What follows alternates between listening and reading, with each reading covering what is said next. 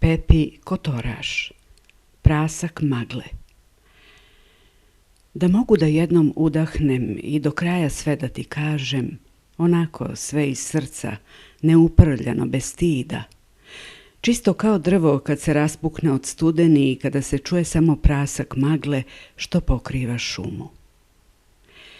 Hteo bih da to saznaš ne od zvezda ili anđela, voleo bih da to čuješ od mene, a da ja ne budem tu.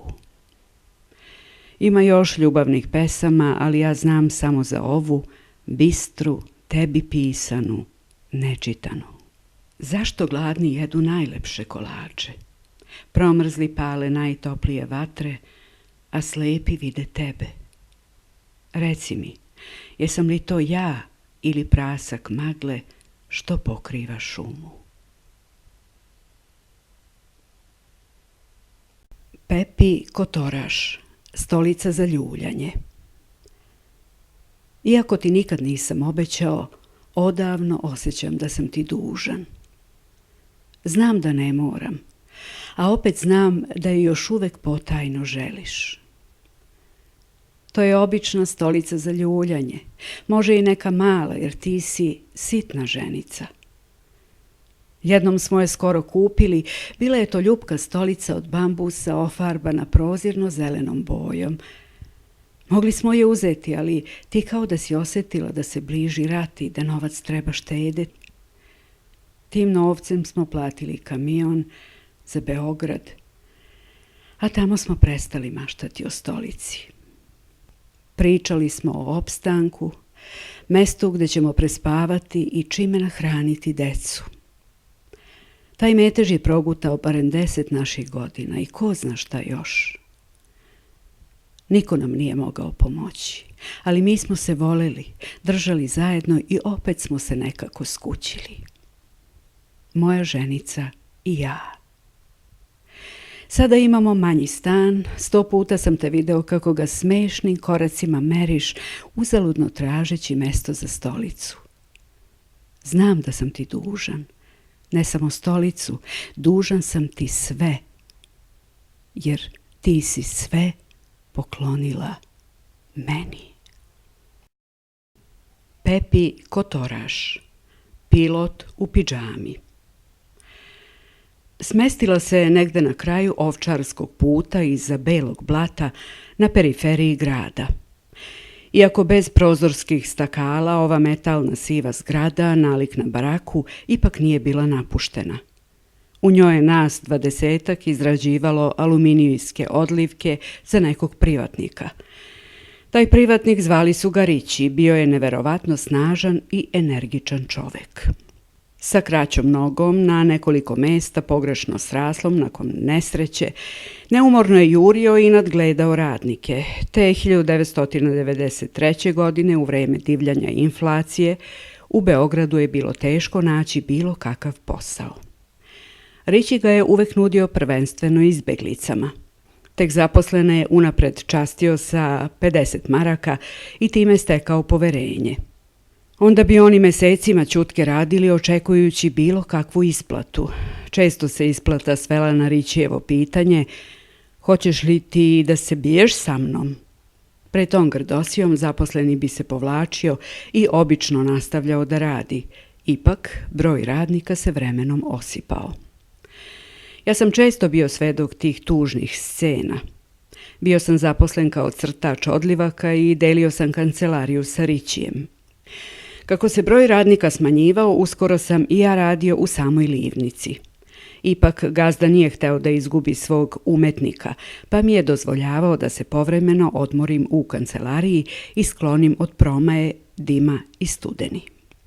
Za 31. decembar 1993. godine smo također radili ceo dan. Bilo nas je 8, jer su ostali napustili firmu. Možda ni mi ne bi došli da Rići nije čvrsto obećao da će uveče biti konačna isplata. Meni je bio dužan 300 maraka. Prošlo je 8 sati uveče. Svi smo bili premoreni jer smo ceo dan pokušavali da sekirama isitnimo neki ugalj tvrđi od kamena. Ugalj je bio neupotrebljiv, ili su to bile gromade od 50 kila ili prašina. Rići je bio nezadovoljan našim učinkom i pominjao koliko su ga koštali samo škembići koje smo dobili za doručak. U 8:30 uveče je navodno ipak otišao da donese novac. Moji gladnuši su me čekali kod kuće, makar da budemo svi zajedno u onoj tuđoj memljivoj sobi. Bilo je kasno da se kupi bilo kakva hrana. Nadao sam se da se ženica ipak nekako snašla. Mame se uvijek snađu, makar da ima za decu. U 9:30 postalo je jasno da se Rići neće vratiti. Ako i odmah krenem kući, neću stići pre ponoći. Hoću da telefonom javim mojima da ću doći kasnije, ali nastaje haos. Pobesnili radnici gledaju šta mogu polomiti ili poneti za prodaju. U kancelariji i nema ništa vredno osim nekoliko kalupa koje niko neće da kupi. Guraju se i otimaju kao i sve izgladnele životinje. Borba za goli opstanak. Već sam na drugom kraju veze čuo glas mlađe ćerke kad me neko žestoko udario i počeo čupati slušalicu iz ruke. Mislim da sam bio krvav i prije no što sam udario glavom o pod. Kao kroz maglu javila se Nina, jedna od mojih mezimica. Tata, mi smo na Hvaru i kupamo se. More je baš toplo, čak i mama ne izlazi iz plićaka. Kaže da joj nikad nije bilo lepše, a Seka me ljuti jer kaže da sam još mala i da mi ne trebaju gaćice. Cvrkutao je njen zadihan glasić, pa nastavi. A ja sam porasla, rekla sam onoj teti iz vrtića što me čuva da ja uvek samu sebe čuvam. Probušila mi se patkica na naduvavanje. Mama kaže da ćeš i ti zalepiti kad dođeš. Kad dođeš donesi mi snega da se grudvamo na plaži i onu loptu. Gubio se glasić. Zavijala je sirena na aerodromu. Dugo je zavijala, a ja sam oklevao jer sam hteo čuti do kraja šta Nina kaže. Za 3 minuta sam trebao biti u avionu da štitim grad. Nisam imao vremena da se obučem. U pidžami sam posljednji uzleteo. Moji drugari su već bili u svojim lovcima visoko u zraku i izgubili se prema zapadu. Pola sata kasnije su me oborili. Avion je preletao plažu sa koje mi je Nina mahala i zabio se u brdo. Padobran se zakačio o krošnje drveća. Visio sam povređen u pidžami i danima čekao da padnem. Izneverio sam najmilije, jer se nisam vratio. Policija je vršila uviđaj. Rići im je davao imena i opise svojih odbeglih radnika. Bolno sam se okrenuo na bok. Kancelarija je bila u haosu. U ruci mi je još bila telefonska slušalica sa pokidanim gajtanom. Na domalom prstu je ostao beli trag. Neko mi je skinuo venčani prsten. Jedva sam ustao. Policajac me nešto pitao, ali previše brzo da bi ga razumeo. Prišao mi je Rići i tutnuo 300 maraka u ruku. Novac nisam ni prebrojao. Automatski sam počeo da koračam neosvetljenom cestom prema Borči, a onda Zrenjaninskim putem prema Krnjači. Vedra i hladna novogodišnja noć sa malo zaleđenog snega. Iz pravca Beograda se video vatromet i čule se petarde. Mora da je ponoć. Pogledah, ni sata više nemam. Nema ni gradskog prevoza, mora da je bio neki udes, a onda policija zaustavi saobraćaj dok se ne ustanovi ko je kriv. Kad neko skoči sa mosta u reku, zašto ne zaustave Dunav dok se ne nađe krivac? Glava me boli. Setih se pilota kojeg su oborili, ali on nikako da padne na zemlju, još uvek visi u pidžami. Studeno je. Već 2 sata hodam. Oči mi suze od hladnoće i još zbog koje čega. Skorene pruge krvi su se zaledile na vratu. Žurim i teturam. Šta rade moji? Konačno stižem na Pančevački most. Iz restorana ispod njega trešti muzika. Most je gotovo pust, a grad je skoro utihnuo. Ugledah muškarca i ženu, međusobno udaljeni nekoliko metara. Oboje ćutke posmatraju Dunav.